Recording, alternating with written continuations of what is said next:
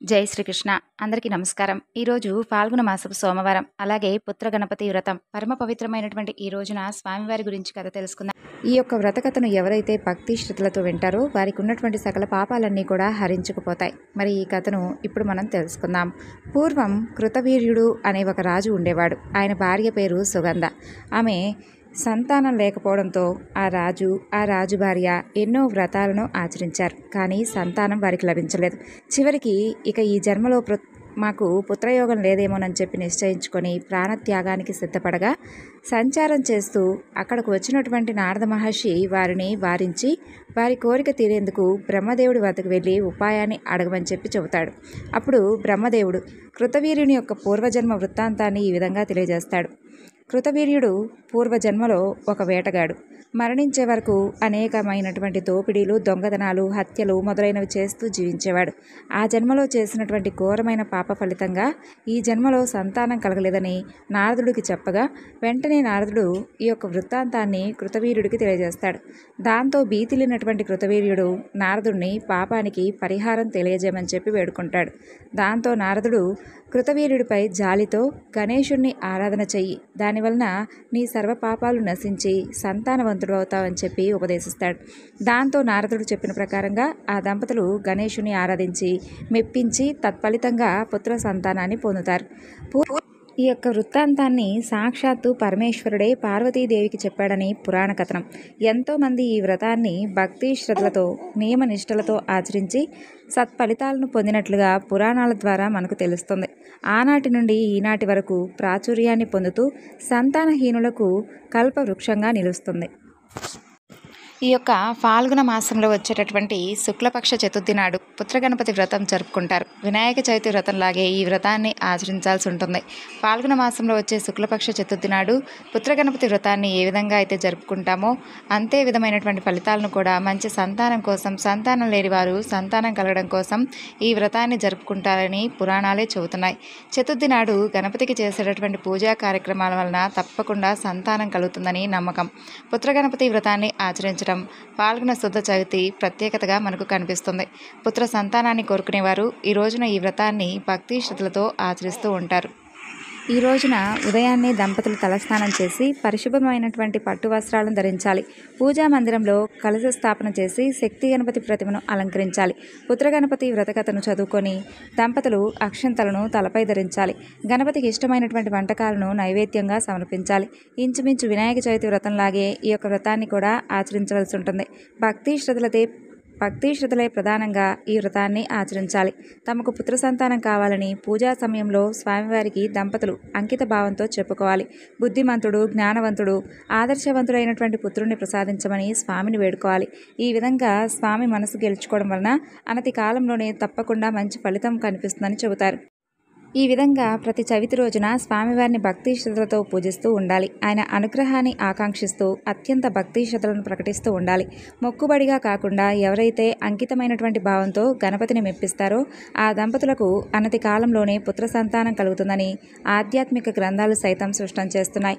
మరి ఒకానొక సమయంలో దేవర్షులందరూ కూడా బ్రహ్మదేవుణ్ణి సమీపించి, స్వామి, పరమాత్మ పరబ్రహ్మ అంటుంటారు కదా, అసలు ఆయన ఎవరో తెలియజెప్పమని అడుగుతారు. అందుకు జవాబుగా శివమాయా మోహితుడైనటువంటి బ్రహ్మదేవుడు నేనే పరమాత్మను అని చెప్పి వారితో చెబుతాడు. అక్కడే శ్రీ మహావిష్ణువు కూడా ఉంటాడు. ఆయన కలగజేసుకొని, నీ తండ్రిని నేను ఇక్కడ ఉండగానే అలా మాట్లాడుతున్నావేమిటి బ్రహ్మ? ఇది సబబు కాదు. నేనే నిజమైనటువంటి పరమాత్ముణ్ణి, యజ్ఞనారాయణుణ్ణి అని అంటాడు శ్రీ మహావిష్ణువు. అలాగా హరిబ్రహ్మలిరువురు కూడా వాదించుకుంటూ ఉండగా వారి మధ్య నుండి ఒక జ్యోతి బయటకు వచ్చి బ్రహ్మాండం అంతా కూడా నిండిపోయి ప్రజ్వలిల్లుతూ ఉంటుంది. ఆ వెలుగులో త్రిశూలపాణి అయి నీలలోహిత రుద్రుడు స్ఫుటంగా ప్రత్యక్షమవుతాడు. అతన్ని చూడగానే బ్రహ్మదేవుడు ఒక్కసారిగా పక్కున నవ్వుతాడు. నువ్వటోయ్, నా నొసటిలో నుండే కదా నువ్వు పుట్టింది, పుట్టగానే బోరున ఏడుస్తున్నావే, సర్లేమ్మంటూ నా గురించి తెలుసుకొని నన్ను ప్రార్థించుకో, నీకు అన్ని విధాల రక్షణ కల్పిస్తాను అంటాడు బ్రహ్మదేవుడు. ఆ విధంగా బ్రహ్మదేవుడు పలికినటువంటి అహంభరిత వచనాలకు రుద్రుడు చాలా కోపోద్రిక్తుడవుతాడు. తక్షణమే భైరవాకృతితో ఒక మహాపురుషుణ్ణి సృష్టిస్తాడు. భైరవా, ఓ కాలభైరవా, కాలరాజా, ముందుగా ఈ బ్రహ్మను శిక్షించు. చెడు పట్ల కుపితుడై ఉన్నటువంటి అతన్ని నీవు మర్దించు. నీవు అమర్దకుడవనేటటువంటి పేరును పొందుతావు. భక్తుల పాపాలను భక్షించి పాపభక్షుడనేటటువంటి పేరుతో వర్ధిల్లుతావు. కాశీకి క్షేత్రాధిపతివై ముందుగా నిన్ను పూజించేలా నేను గొప్ప వరాన్నిస్తాను. ఇదిగో ఇప్పుడే ఈ బ్రహ్మను తక్షణమే నీవు శిక్షించు అంటాడు పరమేశ్వరుడు. ఇక ఆజ్ఞాపించడమే తడవుగా ఆ కాస్త పని కానిచ్చేస్తాడు కాలభైరవుడు. తప్పు చేసినటువంటి ఆ యొక్క తలనే శిక్షించాలని చెప్పి ఏ ముఖంతో అయితే పరమేశ్వరుణ్ణి అవహేళన చేశాడో ఆ 5వ ముఖాన్ని తన ఎడమ చేతి కొనవేలి గోటితో తుంచివేస్తాడు కాలభైరవుడు. దాంతో బ్రహ్మదేవుడికి బుద్ధి వచ్చేస్తుంది, అహం తొలగిపోతుంది. ఇక పద్మనాభుడితో కలిసి తను కూడా పరమేశ్వరుణ్ణి ప్రార్థిస్తాడు. అపరిమితమైనటువంటి దయామూర్తి కదా పరమేశ్వరుడు. వెంటనే వారిని అనుగ్రహించేస్తాడు. హరిబ్రహ్మలను ఏమీ అనవద్దు, సత్కరించమంటూ భైరవుడికి చెబుతాడు. బ్రహ్మదేవుని 5వ తల యొక్క కపాలాన్ని చేతధరించి లోక సంచారం చేస్తూ బ్రహ్మహత్యా పాతకాన్ని పోగొట్టేటటువంటి కపాల వ్రతాన్ని బోధించవలసిందిగా ఆజ్ఞాపిస్తాడు పరమేశ్వరుడు. బ్రహ్మహత్య అనే కన్యను సృష్టించి కాశీ చేరే వరకు భైరవుణ్ణి వెంబడించమని చెబుతాడు. ఇక విధిపుర్రెను కేలబూని కాలభైరవుడు లోకాలన్నీ కూడా చెరుస్తూ ఉండగా అతని వెనకాలే వెళుతూ ఉంటుంది బ్రహ్మహత్య కన్య. ఇక మున్ముందుగా కాలభైరవుడు వైకుంఠానికి వెళ్తాడు. విష్ణు అతనికి స్వాగత సత్కారాలు చేస్తాడు. అఖండమైనటువంటి అతిథి మర్యాదలు చేస్తాడు. అంతలోనే శ్రీ మహాలక్ష్మీదేవి రత్నమని సువర్ణమయమైనటువంటి మనోరథపతి అనే పేరు కలిగినటువంటి భిక్షను తెచ్చి భైరవుని చేతిలో ఉన్నటువంటి పుర్రెలో ఉంచుతుంది. ఇక కాలభైరవుడు ఎంతో సంతోషించి వైకుంఠం నుండి బయలుదేరి వెళ్తూ, శ్రీ మహావిష్ణు, అతిథి మర్యాదలు ఎరిగినటువంటి నీ పట్ల నేను తృప్తుడనయ్యాను. ఏం కావాలో కోరుకో, తప్పకుండా ప్రసాదిస్తాను అంటాడు. నీ పాదాల యందు నాకు ఎప్పుడూ కూడా భక్తి చెదిరిపోకుండా ఉండడమే చాలు. ఇక నాకు ఏ వరం వద్దు అంటాడు శ్రీ మహావిష్ణువు. అందుకు అనుగ్రహిస్తాడు భైరవుడు.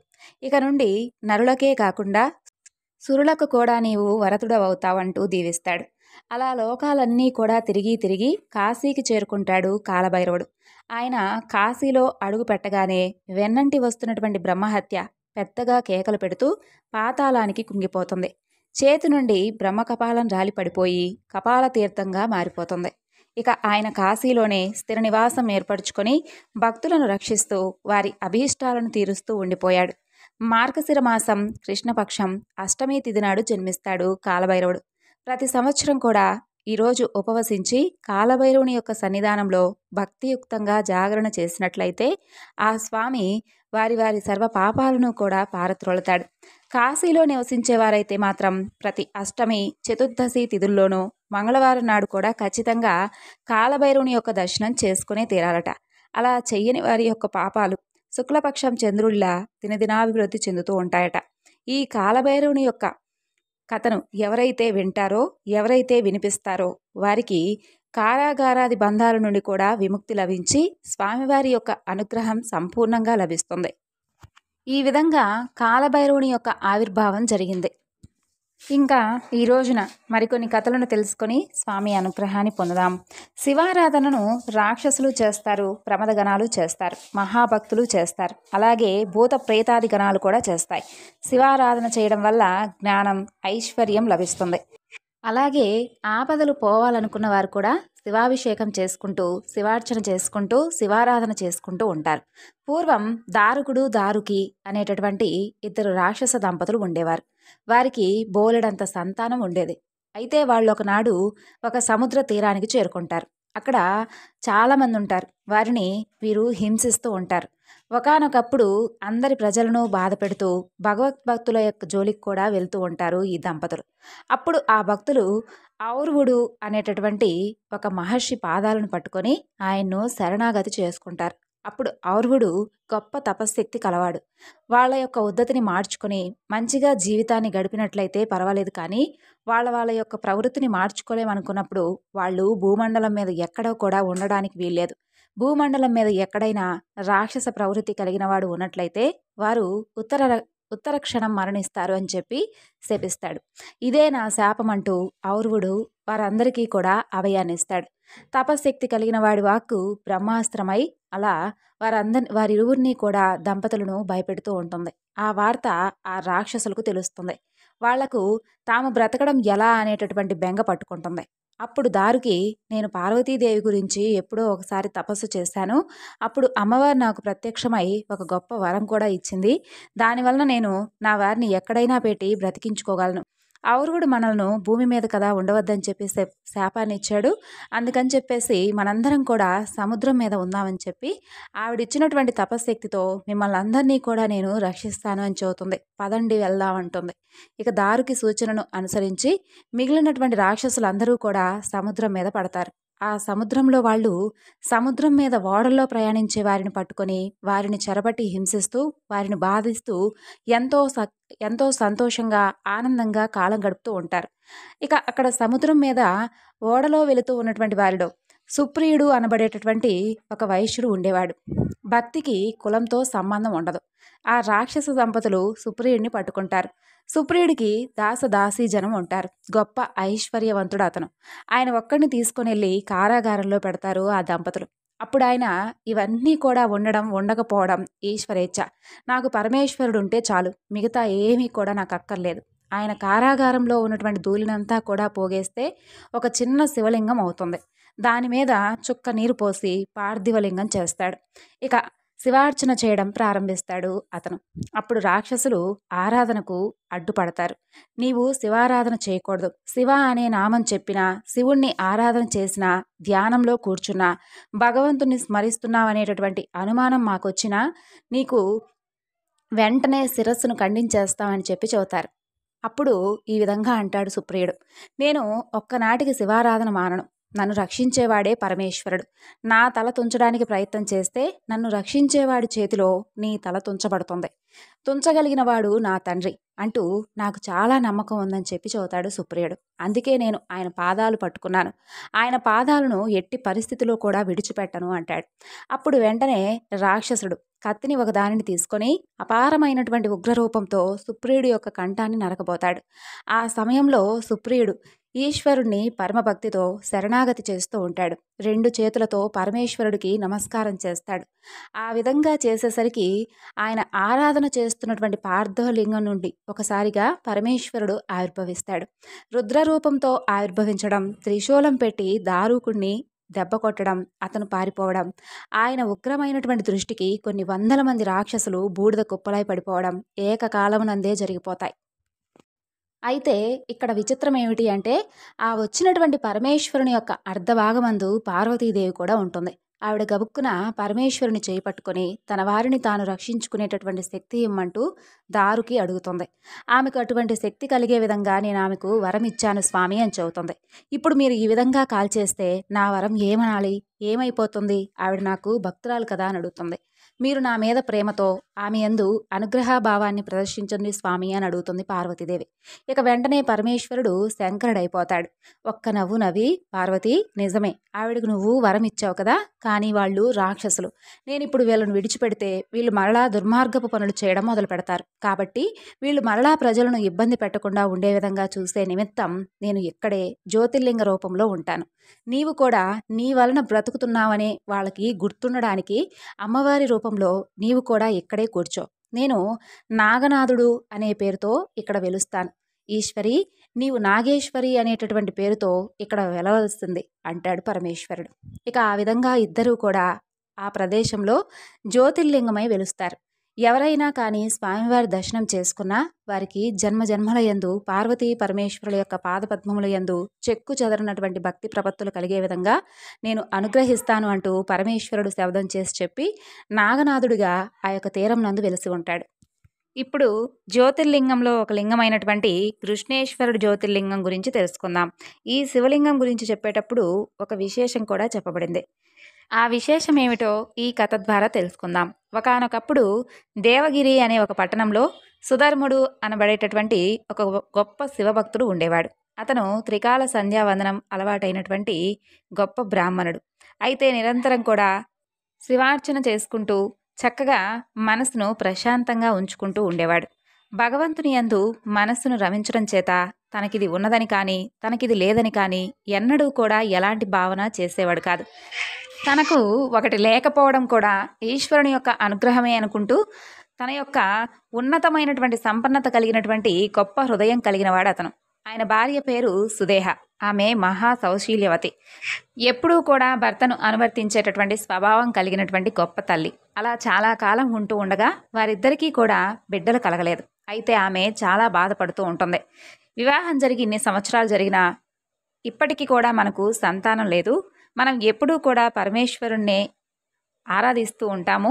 ఆయన యొక్క అనుగ్రహం మనపై లేదా అనుకుంటూ బాధపడుతూ ఉంటుంది. అప్పుడు ఆయన భార్యతో ఇలా అంటాడు, ఏమిటే నీ వెర్రి? ఎవరు ఎవరికి తల్లిదండ్రులు, ఎవరు ఎవరికి బిడ్డలు, ఎవరి స్వార్థం వారిది. అటువంటి బిడ్డల కోసం ఎందుకు నీకు ఇంతటి అలజడి? నీకు ఉన్నటువంటి ఆ విపరీతమైనటువంటి ప్రేమ, అలాగే నీకున్నటువంటి ఎక్కువగా అంటే బిడ్డలను ఏ విధంగా పొందాలి అనేటటువంటి ఆతృత, ఇవన్నీ కూడా పరమేశ్వరుని యందు పెట్టు తప్పక తరిస్తావు. నీతో పాటు నేను కూడా తరిస్తాను. ఈ బిడ్డలు సంసారం మనం తరించడానికి ప్రతిబంధకాలు. అందుకని చెప్పి మరో ఆలోచన చేయకుండా ఈశ్వరుని యందు నీవు మనసును లగ్నం చెయ్యి అని చెప్తాడు. ఆ మాటలు విన్న తర్వాత ఆవిడ తన మనస్సును సర్దుకుంటుంది. అయితే ఒకనాడు ఈవిడ పొరుగింటికి వెళ్తుంది. ఆ సందర్భంలో స్త్రీల మధ్య ఏదో వాదులాడుకోవడం జరుగుతుంది. అయితే అక్కడ ఉన్నటువంటి ఈ సుదేహ అదంతా కూడా గమనించి వారికి ఒక మంచి మాట చెబుతుంది. అప్పుడు ఆ పక్కావిడ చెప్పడానికి నీకున్నటువంటి యోగ్యత ఏమిటి అంటుంది. ఆమె ఆ మాటలకు చాలా బాధపడుతుంది. భర్త దగ్గరకు వెళ్ళి చెబుతుంది. అప్పుడు ఆయన, నేను ఎంత చెప్పినా కూడా నీవు బిడ్డల గురించే ఆలోచిస్తూ ఉన్నావు కదూ, మనసును పరమేశ్వరుని వైపు మలుచుకోలేకపోతున్నావా? బిడ్డలు కలగకపోవడానికి దోషం నీదో నాదో తేల్చడానికి ఒక పరీక్ష పెడతాను. ఈ విషయాన్ని పరమేశ్వరుణ్ణే అడుగుతాను అని చెబుతాడు. ఇక ఆ తరువాత ఆవిడికి చెప్పకుండా ఒక పరీక్ష పెడతాడు. 2 పూలదండలు తెచ్చి భగవంతుని పాదాల దగ్గర పెడతాడు. 2 పువ్వులు పెట్టి ఆయన పరమేశ్వరుడికి ఒక విజ్ఞాపన చేస్తాడు. ఒకవేళ నా యందు బిడ్డలు పుట్టడానికి దోషం ఉండి ఉంటే ఆవిడ ఈ దండ ముట్టుకుంటుంది. మాకు అదృష్టం రాసిపెట్టి ఉంటే ఈవిడ ఆ దండ ముట్టుకుంటుంది అనుకుంటూ, ఈశ్వర నీ సంకల్పాన్ని మాకు చెప్పెయ్యాలి అంటూ దండలు అక్కడ పెట్టి భార్యతో, ఈ దండల్లో ఏదైనా కానీ ఒకదాన్ని ముట్టుకో అని చెబుతాడు. ఆయన ఏ దండ ముట్టుకుంటే పిల్లలు పుడతారని చెప్పి సంకల్పం చేశాడో దానిని విడిచిపెట్టి 2వ దండను తీస్తుంది ఆవిడ. అప్పుడు ఆయన తమ ఇద్దరికీ కూడా ఇక సంతానం కలగదని, ఇక సంతానం గురించి తనను ప్రశ్నించవద్దని చెప్పి కేవలం పరమేశ్వరుని యందే మనసు పెట్టుకోవాల్సిందిగా తన భార్యకు చెబుతాడు. అప్పుడు ఆవిడ, అలా వీల్లేదంటూ, నాకు కొడుకు పుట్టకపోయినా బాధలేదు, కానీ అమ్మా అని పిలిపించుకోవడానికి మీరు మరొక వివాహం అయినా చేసుకోండి అని చెబుతుంది. ఆమె వలన మీకు సంతానం కలుగుతారు కదా, కాబట్టి వాళ్ళైనా నన్ను కనీసం అమ్మా అని పిలిస్తే చాలు అని చెబుతుంది. అప్పుడు ఆయన, ఈ పని నీవు చెప్పినంత తేలిక కాదు. ఇది ఒకనాడు నీ యందు పెనుభూతమై కూర్చుంటుంది. ఒక్కసారి నీవే ఆలోచించుకో. కాబట్టి నేను పెళ్లి చేసుకోను అంటాడు. అప్పుడు ఆవిడ చచ్చిపోతాను అన్నంతగా మారం చేస్తూ తన భర్తను అడుగుతుంది. ఇక ఆవిడ మాటను కాదనలేక ఆవిడ చెల్లెల్నే వివాహం చేసుకుంటాడు. ఆమె పేరు కృష్ణ. సంతోషంగా అలా కాలం గడుస్తూ ఉంటుంది. కృష్ణకు ఒక లక్షణం ఉండేది. అదేమిటంటే ఏది ఇంట్లో జరిగినా ముందు దానిని అక్కకు చెప్పేసేది. భర్త కూడా పెద్ద భార్యను గౌరవించి మసులుకుంటూ ఉండేవాడు. ఇక ఆవిడ ప్రతిరోజు కూడా 101 పార్థివ లింగాలకు అర్చన చేస్తూ ఉండేది. పూజ అయిన తర్వాత 101 శివలింగాలను తీసి ఒక సరోవరంలో కలుపుతూ ఉండేది. ఆ విధంగా 3 సంవత్సరాల పాటు శివారాధన చేస్తూ ఉంది. ఆవిడ చేసినటువంటి శివపూజ వలన ఆయనకు నానా అనిపించుకోగలిగినటువంటి అదృష్టం కలుగుతుంది. 3 సంవత్సరాలలో ఆవిడ దాదాపు 1,00,000 శివలింగాలకు పూజ చేస్తుంది. తరువాత ఆమె గర్భాన్ని ధరిస్తుంది. అనగా అంత పాపం ఇంత అర్చనతో విరిగిపోయింది అన్నమాట. ఇప్పుడు ఆవిడ 3 సంవత్సరాల తర్వాత గర్భం ధరించి పండులాంటి మగపిల్లవాడిని కంటుంది. ఇక ఇంట్లో అందరూ కూడా సంతోషంగా ఉంటూ ఆనందంగా గడుపుతూ ఉంటారు. నెమ్మదిగా ఆ పిల్లవాడు పెద్దవాడవుతూ ఉంటాడు. ఆ పిల్లవాడికి యుక్త వయస్సు వస్తుంది. అతనికి వివాహం చేస్తారు. వీళ్ళైతే సుదేహను గౌరవంగా చూసుకుంటూ ఉండేవారు. కానీ వియ్యాలవారు మాత్రం ఆమెను ఎప్పుడూ కూడా ఏదో ఒక విధంగా, అంటే పిల్లవాడి సొంత తల్లి ఎవరైతే ఉందో ఆవిడకే పెద్దపీట వేసేవారు. ఈమెను అగౌరవంగా మాట్లాడుతూ కనీసం ఆమెకు మర్యాద కూడా ఇచ్చేవారు కాదు. దాంతో సుదేహలో విపరీతమైనటువంటి కక్ష పుడుతుంది. అసూయ ప్రబలడానికి అది హేతు అవుతుంది.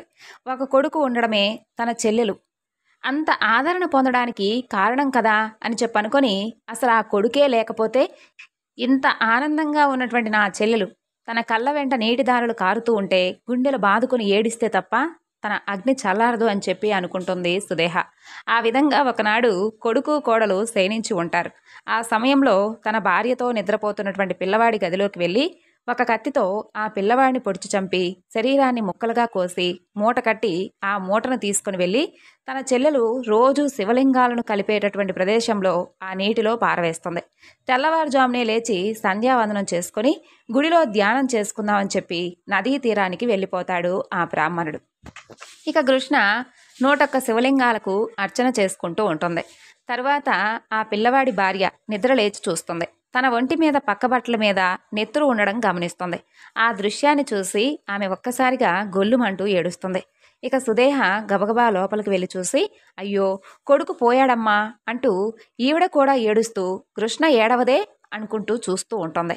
ఇక కృష్ణ మామూలుగానే ఏమీ జరగనట్లుగా ఏమీ విన్నట్లుగా తన బాటికి తాను శివార్చన చేసుకుంటూ ఉంటుంది. కృష్ణ ఇలా అంటుంది, ఎవరైతే ఈ బిడ్డను ఇచ్చాడో ఆ బిడ్డకు అతను రక్షకుడు, అతనే ఆ బిడ్డను రక్షిస్తాడు అనుకుంటూ శివలింగాలకు పూజ చేసి తర్వాత ఆ పూజ చేసినటువంటి శివలింగాలను నీటిలో కలపడానికై నది వద్దకు వెళ్ళి చూసేసరికి కొడుకు శరీర భాగాలు ఆ యొక్క నీటి మీద తేలుతూ కనిపిస్తాయి. ఇక చిత్రం ఏమిటంటే ఆమె ఏమీ కూడా అందు. ఆ దృశ్యాన్ని చూసి పరమేశ్వరుడు తట్టుకోలేకపోతాడు. అది విచిత్రం. ఈ భక్తిని పరమేశ్వరుడు కూడా భరించలేకపోతాడు. వెంటనే అమ్మా అమ్మా అంటూ పిల్లవాడు వచ్చేసి, పెద్దమ్మ చంపగా నీ పూజకు పరమేశ్వరుడు మెచ్చి నన్ను బ్రతికించాడమ్మా అని చెబుతాడు. ఆవిడ, చూడు నాయనా, నిన్ను కాపాడినవాడు మహాకాలుడు, ఆయన తీసుకెళ్లేవాడు, అలాగే బ్రతికించగలడు, ఆయన నిన్ను రక్షించాడు కదా అని అంటుంది.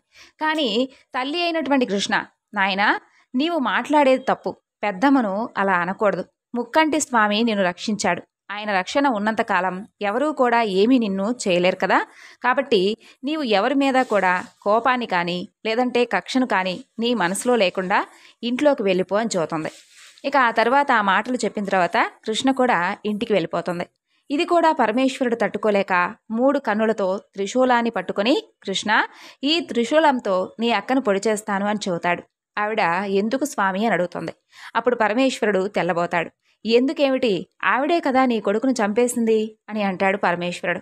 కాబట్టే నీవు ఎంత ఉదారుడువో లోకానికి తెలిసింది కదా స్వామి అని అంటుంది.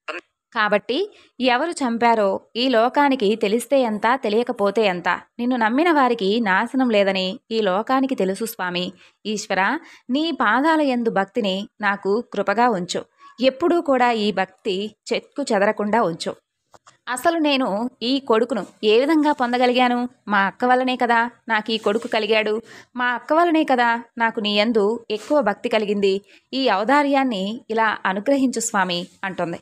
ఆమె మాటలకు త్రిశూలం పట్టుకున్నటువంటి ఆ పరమేశ్వరుడు అలా నిలబడి, నేను నీకు కనపడ్డాను కాబట్టి ఏదైనా కానీ ఒక కోరిక కోరుకో అని అంటాడు పరమేశ్వరుడు. అప్పుడు కృష్ణ ఇలా అంటుంది, స్వామి అయితే ఒకటి అడుగుతాను, ఏ నీటిలో పడిపోయినటువంటి పిల్లాడిని రక్షించావో, ఏ నీటిలో రోజు కూడా 101 లింగాలను తీసుకువచ్చి కలిపానో ఆ నీటిలోనే నీవు జ్యోతిర్లింగంగా వెలవాలి. ఇదే నా కోరిక.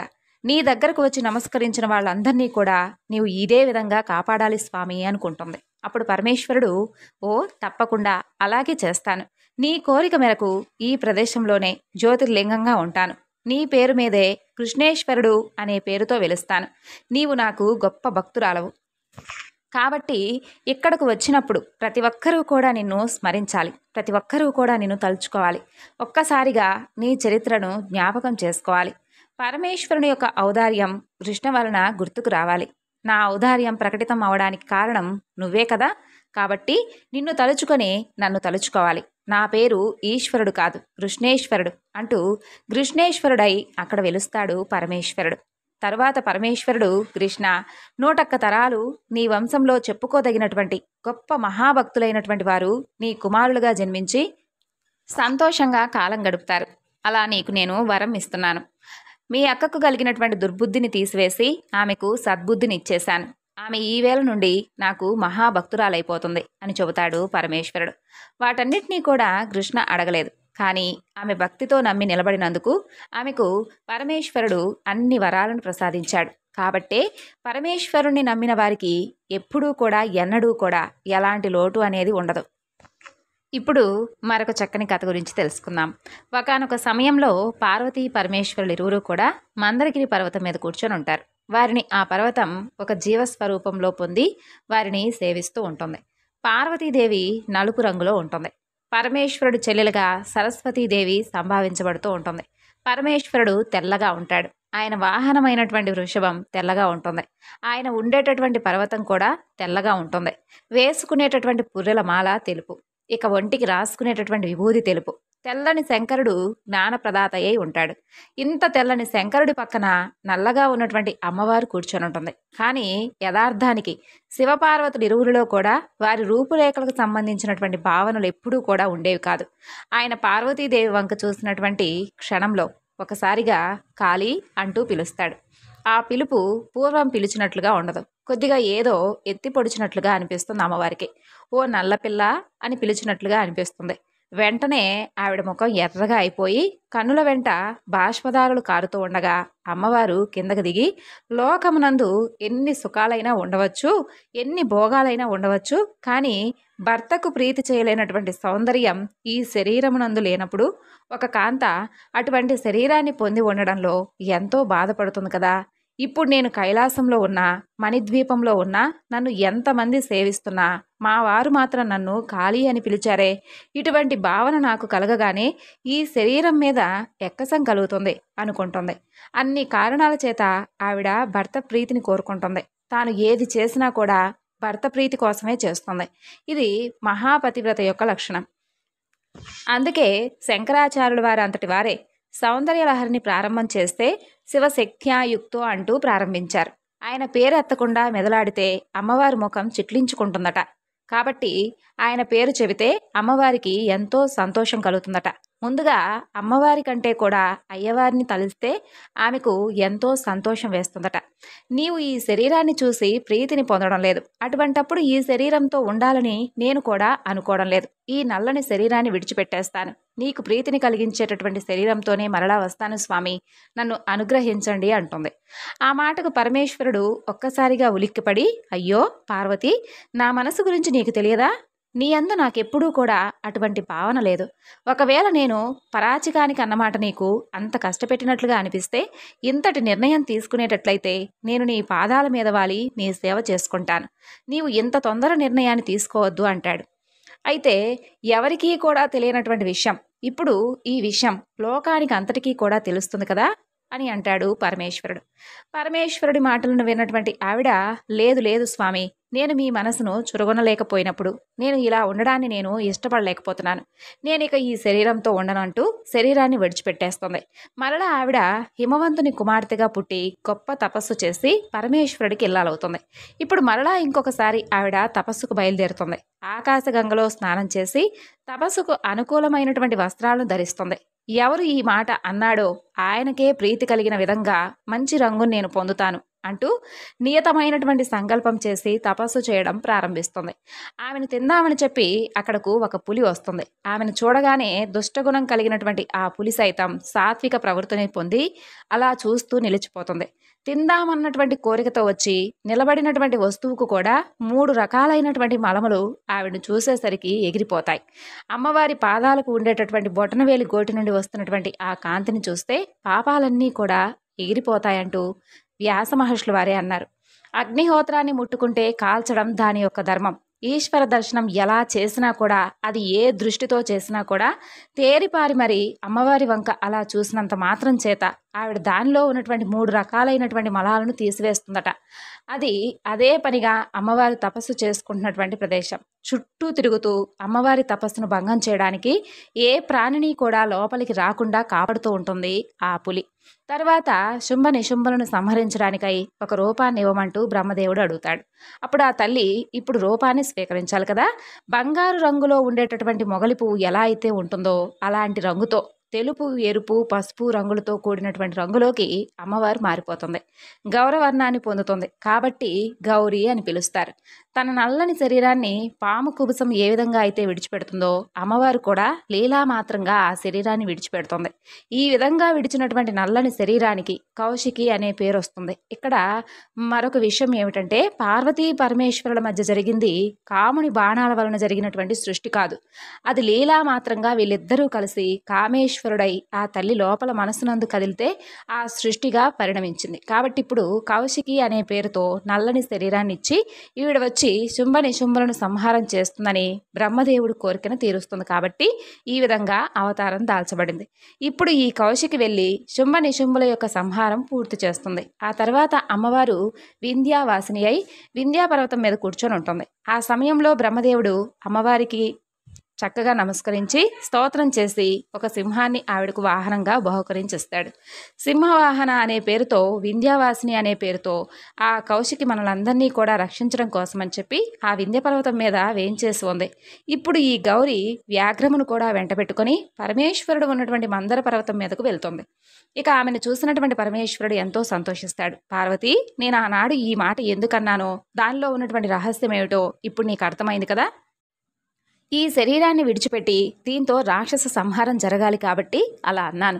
ఇప్పుడు నువ్వు నాకు ప్రీతి కలగడం కోసం అని చెప్పి మరలా చక్కని శరీరంతో వచ్చి పక్కన కూర్చోవడం చేత లోకానికి ఒక కొత్త మర్యాద కూడా ఏర్పడాలి.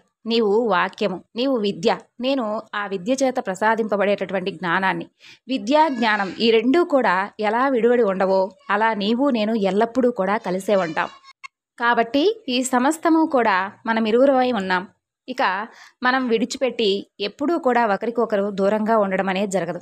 అటువంటిది నీవు నా మీద కోప్పడి దూరంగా వెళ్ళినట్లుగా కనపడడం కూడా ఒక అద్భుతమే. లోకరక్షణ కోసమని చెప్పి ఇద్దరం ఇలా ఆకృతులను స్వీకరించాం. మనం చేసినటువంటి ఈ లీల వృధాగా పోదు. రాబోయే కాలంలో లోకానికి రక్షణ హేతు అవుతుందంటాడు పరమేశ్వరుడు. ఈ విధంగా పార్వతీ పరమేశ్వరులు ఇరువురు కూడా లోకానికి ఏదో ఒక సంకేతం తెలియజేయడం కోసం కొన్నిసార్లు వాదులాడుకోవడం, అలాగే కొన్నిసార్లు సంతోషంగా కాలం గడపడం, మరికొన్నిసార్లు ఏదో ఒక విధంగా వింత వింత సంఘటనలు చేయడం వారిరువురు కూడా లోకరక్షణ కోసం చేసే విధంగా చేస్తారని మనం గుర్తించాలి.